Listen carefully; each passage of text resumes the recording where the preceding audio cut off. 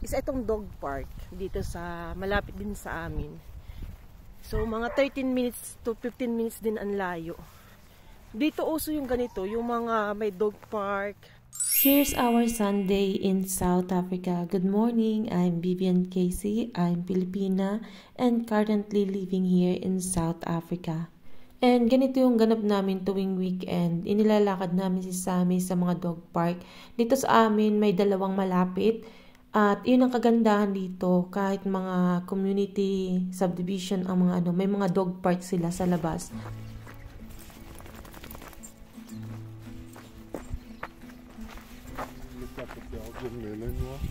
Yeah, we need to close the door.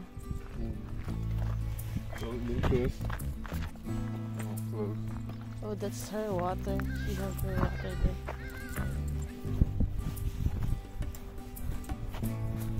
So my dog park talaga. Oopsie. Oh, they need to put the poop in there. So you can put the...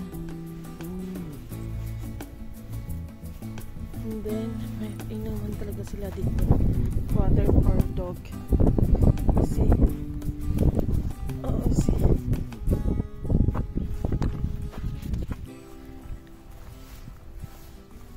Narito kami sa isa itong dog park dito sa malapit din sa amin. So, mga 13 minutes to 15 minutes din ang layo. Dito uso yung ganito, yung mga may dog park.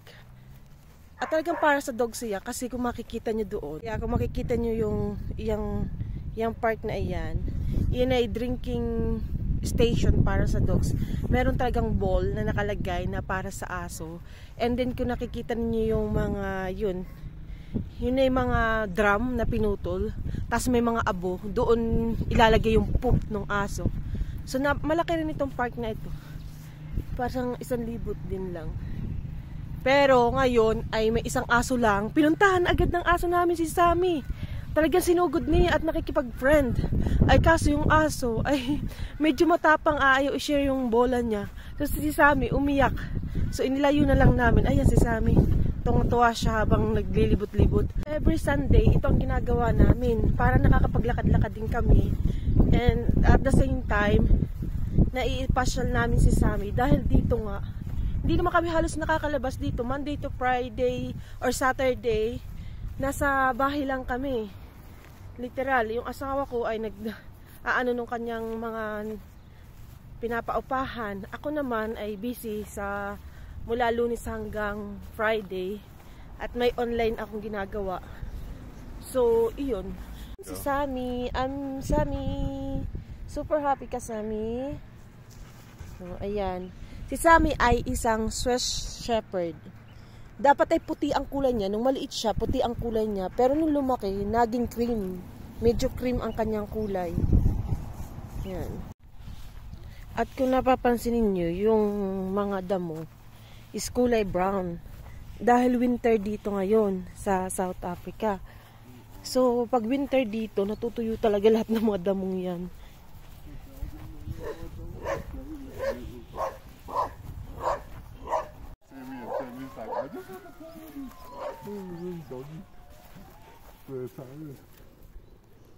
There's another dog there. There's a big dog. It's a Rottweiler.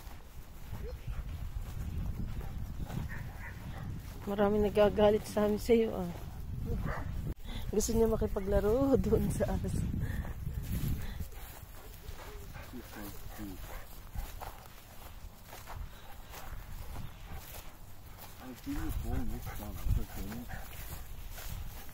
Not that ball.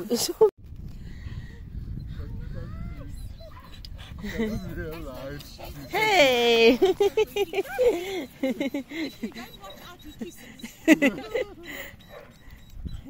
Pinapaalalahanan nga ako ng asawa ko na baka daw makalimutan ko ang cellphone na nakalagay sa puno. Sabi ko hindi. At kung napapansin nyo, si Sammy hindi siya mapalagay. Kanina pa siya ikot ng ikot.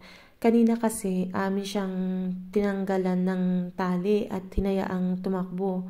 Kaso nga, nakikipag-agawan siya ng bola doon sa isang aso. Yung isang aso is mas malaki and ayaw niyang i-share yung kanyang bola. Nakalimutan kasi namin dalhin yung bola niya. So, Gustong-gusto ni Sammy na kunin din yung bola at iniit siya ng owner. So, gusto din niyang habulin. So, ang nangyari, hindi pwede namin bitawan kasi nga nagagalit yung isang aso. And pagkatapos naman nga doon sa park na iyon, sabi ko, dali namin siya doon sa park na malapit sa amin dahil para makapaglakad-lakad pa siya. And then, ito nga pagpasok namin, ang daming ibon Kung dito. nakikita nyo yung mga nasa kabilang bakod, ito yung park. And then, ito yung kabilang bakod. Karamihan dyan is mga retirement home. Yung mga matatanda pag magre-retirement na. Retire na dyan. And then, dito rin, napansin ko, ang dami rin dito mga, kumbaga yun sa Pilipinas, subdivision, mga ganun. Marami yan dito sa South Africa. Kaya, mostly, kung makikita nyo, maski doon sa kabila, may mga bakod talaga na matataas. And may mga, di ko alam, electric fence. Also yan, for safety, dito. So, yung mga kapitbahay din namin, may mga electric fence.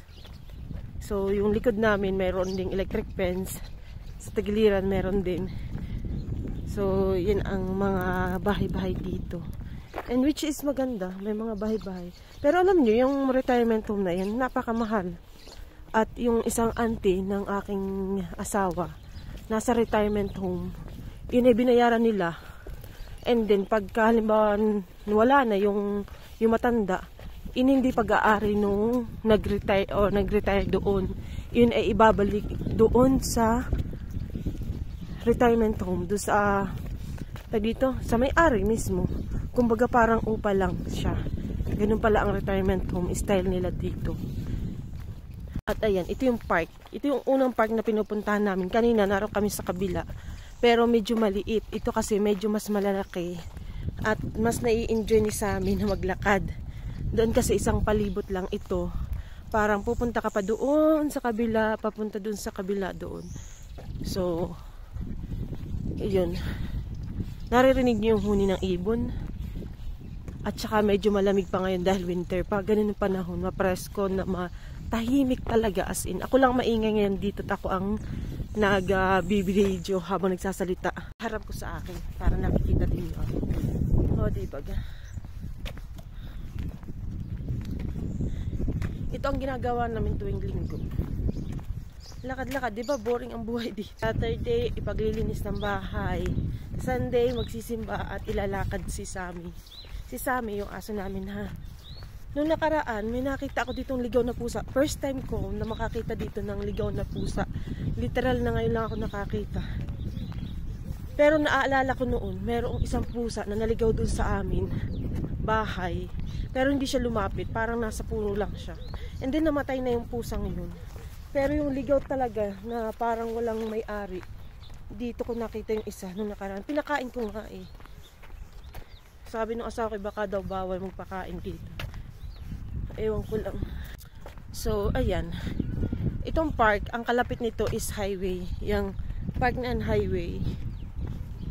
Hindi ko alam kung saan punta yan. Hindi ko mamemoryado ang daan dito. So, naglalakihan ng mga puno talaga. Nakita niyo yan. Tabi po. May sa punso. Tabi po. Nadala hanggang dito. Yung pagtatabi po. At ayun na yung dalawa. Panay lakad din yung dalawa. Oh. Ayan. Alam nyo ba na dito sa kung saan kami nakatira, within the community ay meron ng elementary and high school. And meron na rin mga dentist. Tapos, meron inside din ng community na kung saan kami nakatira ay may gasolinahan na rin. And then, meron din na mga store, yung mga market, paglabas mo lang ng gate o yung paglabas lang ng boom ang tawag nila dito eh. Yung pinaka-security gate. That is Sammy. He's happy walking around here. Sammy is 7 years old. Yeah. 7 years old. Yeah.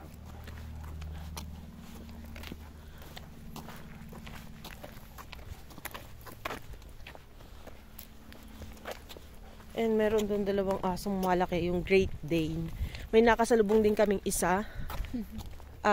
It's a Great Dane as well, right? Oh, napakalaki ng aso. As in, baka pag umupo ako, mas mataas pa sa akin. Ang laki. May dalawa pa doong dalawang malaki. So, yan. Isa pa yun sa mga community. It's like community, right? Like village. Like village subdivision. It's called cluster homes. Really. Oh, cluster homes. Ayan. Maganda ang panahon ngayon. Nakikita nyo, ang ganda ng araw. Ang ganda ng panahon. Pero medyo malamig ha. Kung makikita yung mga tao dito sa South Africa ay mga naka-ano pa rin. Mga naka-jacket pa rin. Kasi talagang malamig. Sa gabi ay parang nagte-10 degree ang pinakamababa. Nung nakaraan ay parang nag-7 pa nga dito. So talagang malamig. Especially sa mga taong katulad ko, hindi ako sanay ng lamig. And then, tingnan nyo. Parang forest talaga ito.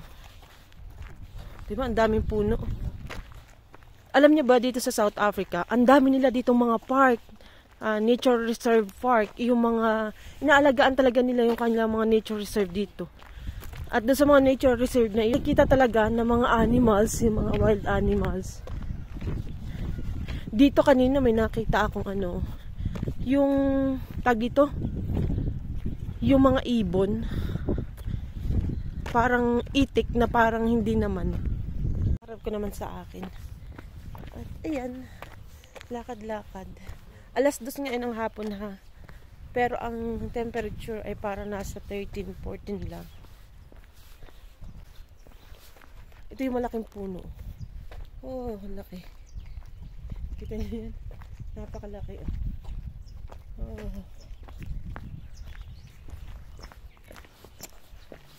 Ayan. Ito ang aming araw today. Ito yung aming dito, ginagawa. Sa umaga, pag nakapag-church na, ay pupunta dito sa park para ilakad si Sammy. Kasi si Sammy, security dog talaga siya. Trained talaga siya na magbantay ng property ng aming bahay. So, lagi lang siya nandoon sa bahay. And dahil nga matataas yung bakod ng mga kapitbahay namin, kahit sila ay may dogs, kumbaga, si Sammy hindi pagsalamuha sa ibang dogs. Dahil kung hindi, ay kaawa naman. Siyempre, tayo ng tao naiinip na, laging nasa bahay, yung pakayang aso. So, talagang dinadala namin siya. Tingnan nyo, naglalakad siya. Kasabay noong aking asawa. Ganyan sa maglakad. Para siya laging alert, laging nakataas ang mga tenga niya. Dahil nga siya ay security dog. And ito yung park. Maganda rin naman, di ba? Yung park nila dito. Tambayan. May mga CCTV din, oh. So, namo-monitor. Siguro may nagmo-monitor sa place na ito. Ayun, yung dalawang may-ari ng Great Dane. Bali, 3 Great Dane yung nakita namin. Ang laki!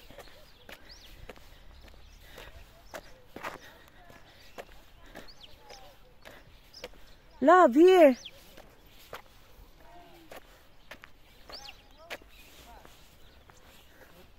Here.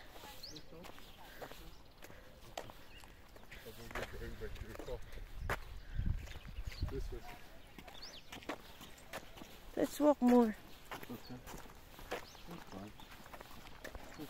And yan ang ganap namin tuwing Sunday here in South Africa. Kung umabot ka na sa dulo, please don't forget to like, comment, share, or subscribe. Thank you for watching. Bye! See you!